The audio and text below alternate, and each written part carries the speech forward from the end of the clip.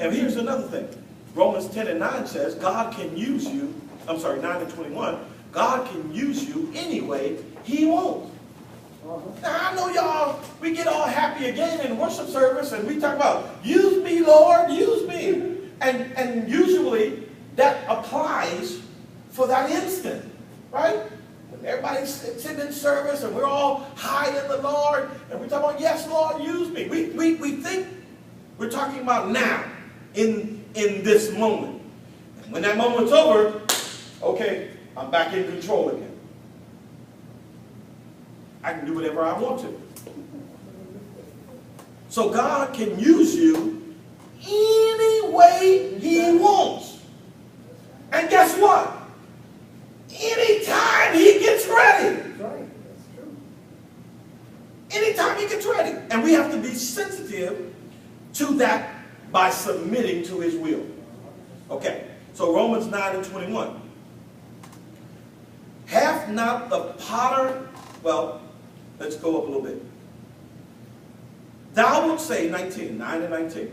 Thou wilt say then unto me, why doth he yet find fault? For who hath resisted his will?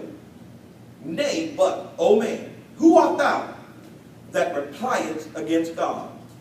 Shall the thing formed, read the scripture, shall the thing that is formed say to him that formed it, why hast thou made me this way? Lord, have mercy. In this day and time, are you recording me now? When people are changing their form, I want this on. When people are not in agreement, do I need to stop? Because I want this recorded. When people are not in agreement with the way God created them, and now go to make themselves something different than what God created them, and everybody in our society is saying, great job. It's good that you did that. I'm glad. That's a good example. Baby, that's not a good example. Nothing, and I never intended to talk about this until I heard this the other day. Nothing about what Bruce Jenner did was exemplary. Nothing. The convoluted nature in which man now tries to change the order and edicts of God has become so confusing. So now, just being homosexual is not enough. Now, because this man wishes to hang on to his male genitalia, but operate and look and have people accept him as a woman. Now, I can see a man, and I don't even know he's a man. He's still got the genitals, but he looks like a woman. And let's say I'm not saved and I fall for that individual.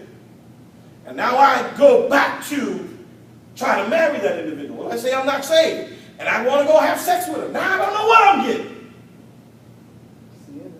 I don't know what I'm getting now. Yeah, and it's corrupting the mind. So before, I could be a homosexual and I know I'm going after a man. But now, I'm confused and I can get both. Now, what did God say? God said, I have made man in my own image and created him in my likeness.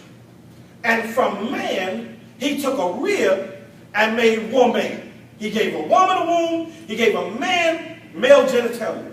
No confusion, right? Nothing about that is confused. Now you don't know what you're getting. And everybody in our society is saying, great job. I wish I'd have had that when I was growing up. Somebody to stand up and say, I can be whatever I want to be. No, you can't. You can't. Why? Because the thing that was created cannot say to the thing that created it, I don't care what you make. You can't do that. That's what Paul is saying. He says, can the thing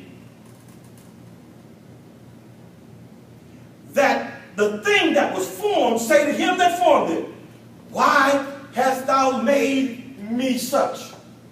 And this just didn't start with sexuality. Oh, this went a long way back to accepting who I am. I don't like And I know y'all, this will get me in trouble too. I don't like my nose, so I'm going to go change it. I don't like the corns or bunions on my feet, so I'm going to go get those removed. I don't like the size of my...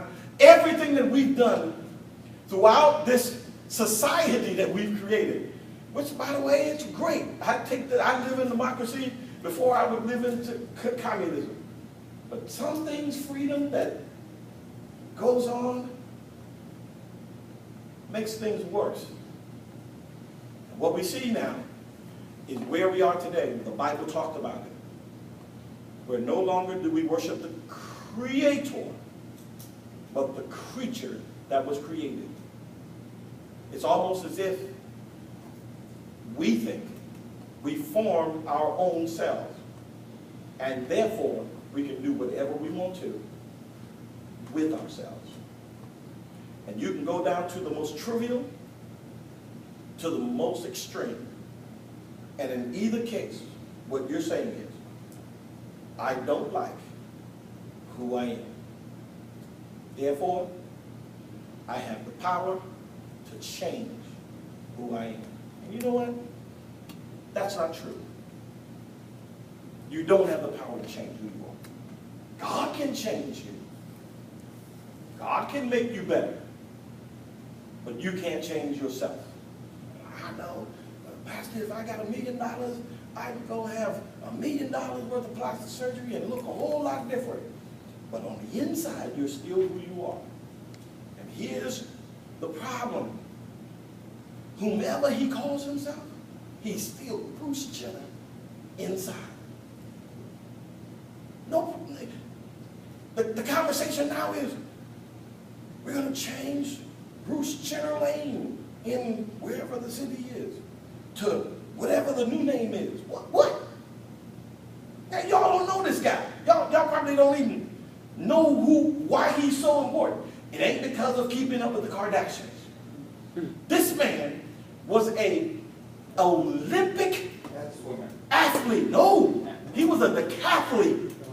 He swam, ran, javelin, shot put, long jump. This man excelled in all of those areas. One of the most profound athletes of our time. We watched him defeat competition after competition, winning a man. And now, all of a sudden, feels like a woman inside. The devil is a liar. And anytime the enemy gets into anything, and that's what it is, y'all, it confuses the mind. And God says, I think we're in Romans 2, chapter 1. He'll turn you over to a reprobate mind, who, knowing the judgment of God, that they which commit such things are worthy of death, not only do the same, but have pleasure in them that do them. Even as they did not like to retain God in their knowledge, God gave them over to a reprobate mind to do those things which are not convenient. I can't not imagine what you all have to deal with. We're sitting here telling you, seek the Lord, give your life to God. Even before you indulge in serious relationship, make sure God is in it. You dealing with things now that come right into the church, sit right up among you, and attempts to worship the same God that you worship, and then commit your emotions to that and find out that is not what I intended to get. And you won't know, because we're teaching you no fornication, no sex before marriage. You won't know until that day comes. Okay. Oops, I'm sorry. I forgot to tell you. Now you got to deal with it. No. You got to deal with it. No, you got to deal with it. What God puts together. Edit this cut.